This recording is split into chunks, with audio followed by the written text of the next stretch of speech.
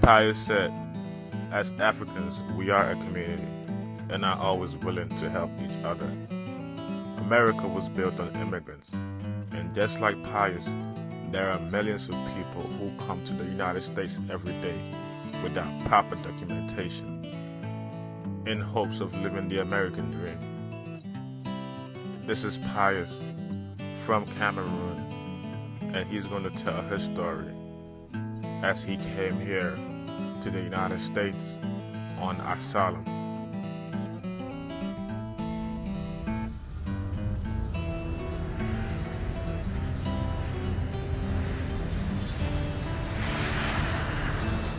My name is Pius Yola. Pius Boy Yola from Cameroon. I came here in March 29, 2003, coming from Cameroon to the US.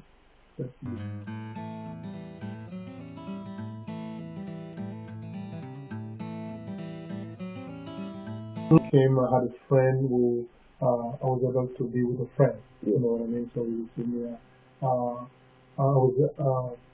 I arrived at Washington Airport, and so my friend was living here.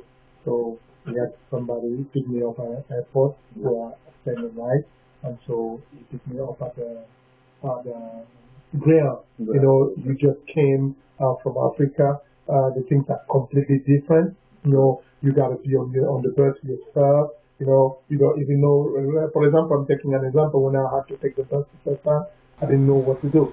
Do I give him the money? Do I put it here? You see what I mean? I had to wait on the back to see how everybody else is doing to do. And even how do you pay it? I remember one time I was asking a guy, when did the 98 stop? He said, you can see the stop sign there? You see what I mean? Because that was obvious for him, but it wasn't for me. So those are the little stuff that, you know what I mean? You have to go from doing something different to it's completely different. And you come from Africa, so you know that it's a two different worlds. To do, you know what I mean? With the weather, that's another big thing. A really big thing. You're coming from Africa, 90 degrees almost every time, and then here you hit the cold. You know what I mean? It's quite difficult for you. It's really difficult. So those are really the things that I really struggle with.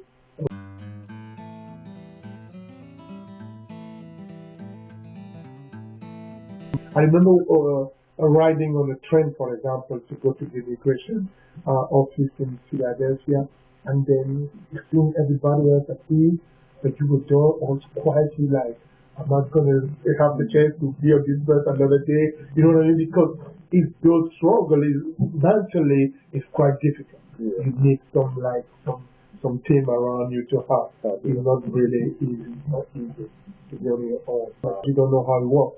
So with a lawyer and everything, that was another big part of the thing. You know what I mean? Because not only did I have to send money to my wife, and I had to pay a lawyer. You know what I mean? But the first time that I applied, the person helped me. You know what I mean? Put the stuff together, write it down, and then send it to the immigration. It was like a year after I was here. Okay. A year. I did that a year after. Because you're supposed to do that within the year. But I did that a year after. Like I came in 2003, and I think it was almost April 2004 that I did my application. And so in May 2004, I was received by the officer, and that was not a big deal.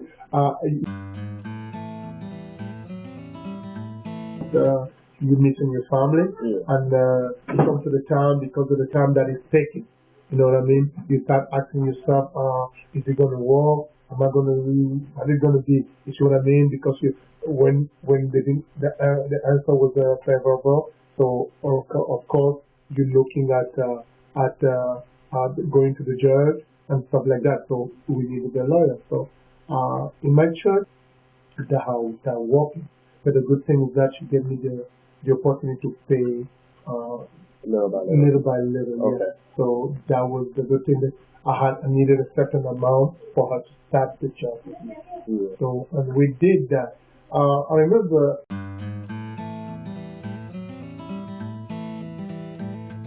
at September 29. Yes, September 29, I think 2005. Yeah, 2005. Yeah. So when we went in front of the judge, and the decision came like April 2nd, 2007. Yeah. So like, so 2 years left. You know, you come, because when I was coming, I was thinking, okay, I can go back to school, I can do stuff like that. Yeah. You know what I mean? Because I did from college back home and everything. But those are the stuff that you cannot do. When you come back, You don't have the papers, you don't have it, so there's no way you can do that. Exactly. You know what I mean? And even if you want to, you still have to pay the school. Exactly. You know what I mean? It's big book. And that one of the things that was good in America, you can find people who help you. They're ready to help. You know, they will really help. And that was a good thing. So it makes me confident because it was like another part of family. Yeah. Yeah, that did help a lot. You know what I mean? But it wasn't that easy. Yeah. So for 2 years, I joined like a prayer group. Yeah, I think, you know, one of the things that I had to go through was first humility. Yeah. You know, because you can come up with your pride, coming, you know, I'm a man, I'm supposed to do this, I'm not speaking, you know. So, and then you find yourself in a situation where you rely on everybody. You know what I mean? And so you have to become humble. Exactly. And so you have to take that what comes your way. You see what I mean? So I put the objective there. Yeah, I was going to go to school, and then because people encourage you to do that, they want to see you. And also, you know, there's a little bit of ego. You know what I mean? You feel better when you're in the office, you want to than working in the restaurant and cleaning. You see what I mean? And so that was the goal. But one thing that hit me when I came in America, I remember. That's important. When my friend came and got me from Greyhound, I was coming from Washington, so he got me there, and we came through all these cars dealerships. The first thing that I put in my mind, it was that you cannot impress nobody else in America. You know, that was really important for me because in Africa, you know, you impress people if you have a house. You impress people you have a car because you save and you bought that car. You see what I mean? When I saw all these cars, I saw all these, and I was like, I will not impress anybody. Yeah. You know what I mean?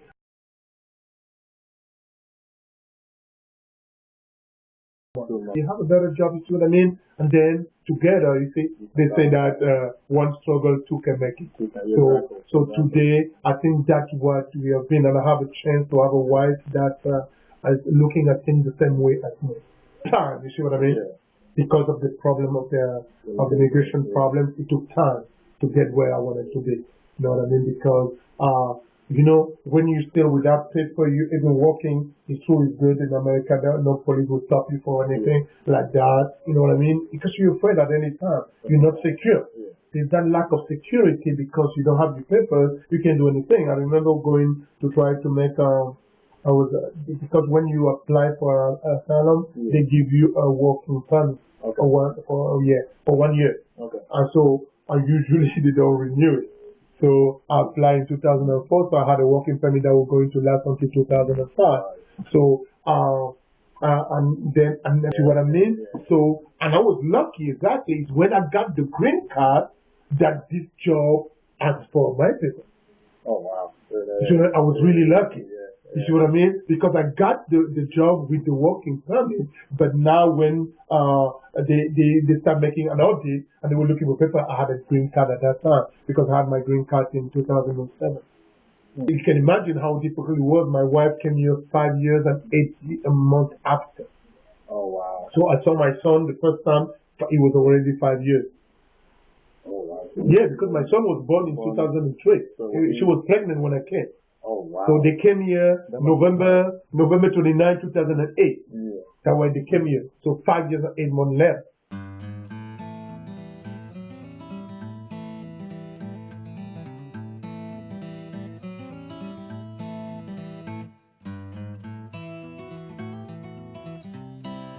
Yeah, that's like you putting it exactly like I won't have to deal with this anymore. You see what I mean? How did it happen here? Because after with the asylum, you got to wait 5 years, and you become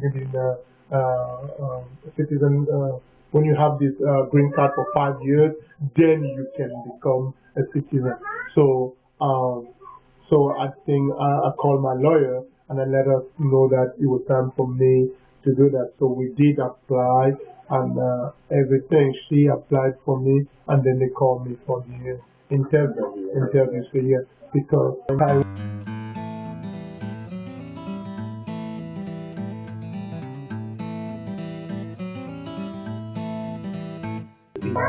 think I did the interview when it comes to citizen on the 18th of June this year. Yeah, so it was really, how am I going to say, because I went with the whole family, and I remember calling my wife that everything is done, and she was just screaming on the phone. The children were happy. So you can imagine I had to cool down because why? Because of all I went through. I was finally there. You know, I never thought I was going to be there. You know what I mean? So it was a relief, with great relief, and a lot of joy.